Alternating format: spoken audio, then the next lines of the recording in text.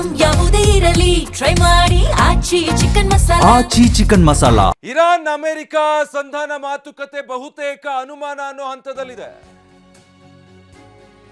America ಮಾತುಕತೆಗೆ ಕರೆದ್ರೂ ಕೂಡ Iran ಬರಲ್ಲ ಅಂತ ಹೇಳಿದೆ.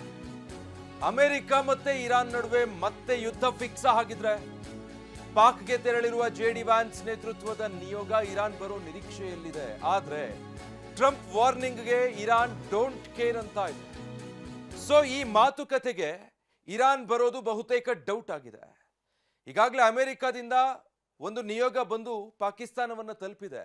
ಇರಾನ್ ಜೊತೆಗೆ ಮಾತುಕತೆ ನಡೆಸೋದಕ್ಕೆ ಎಲ್ಲ ರೀತಿಯಲ್ಲೂ ಸಿದ್ಧವಾಗಿದೆ. ಆದರೆ ಇರಾನ್ ಇದಕ್ಕೆ ಒಪ್ತಾ ಇಲ್ಲ. ಅದಕ್ಕೆ ಕಾರಣ ಡೊನಾಲ್ಡ್ ಟ್ರಂಪ್ ನಡೆಗಳು.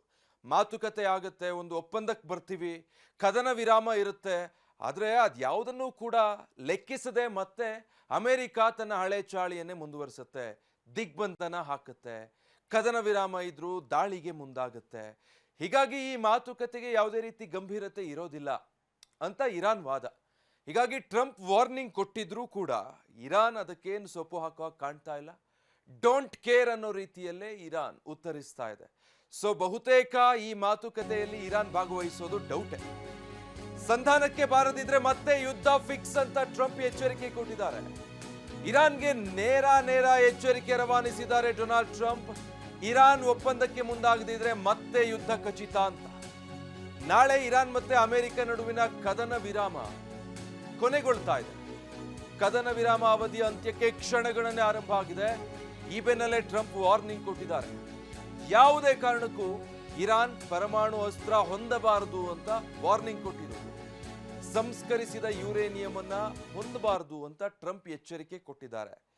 ಟ್ರಂಪ್ ಸಾಲು ಎಚ್ಚರಿಕೆಗೂ ಕೂಡ ಇರಾನ್ ಇದುವರೆಗೂ ಕೂಡ ಕ್ಯಾರೆ ಅಂದಿಲ್ಲ. ಈಗಲೂ ಕೂಡ ಡೋಂಟ್ ಕೇರ್ ಅನ್ನೋ ರೀತಿಯಲ್ಲೇ ಪ್ರತಿಕ್ರಿಯಿಸ್ತಾ ಇದೆ.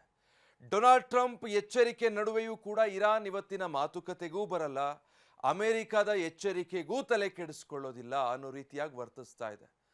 ಇನ್ನೇನು ಕದನ ವಿರಾಮಕ್ಕೆ ಅದು ಕೊನೆಗೊಳ್ಳೋದಕ್ಕೆ ಕೆಲವೇ ಗಂಟೆಗಳು ಬಾಕಿ ಇದೆ. ಹೀಗಾಗಿ ಮತ್ತೆ ಯುದ್ಧ ಆರಂಭ ಆಗುವಂತ ಆತಂಕ ವಿಶ್ವವನ್ನು ಕಾಡ್ತಾ ಇದೆ.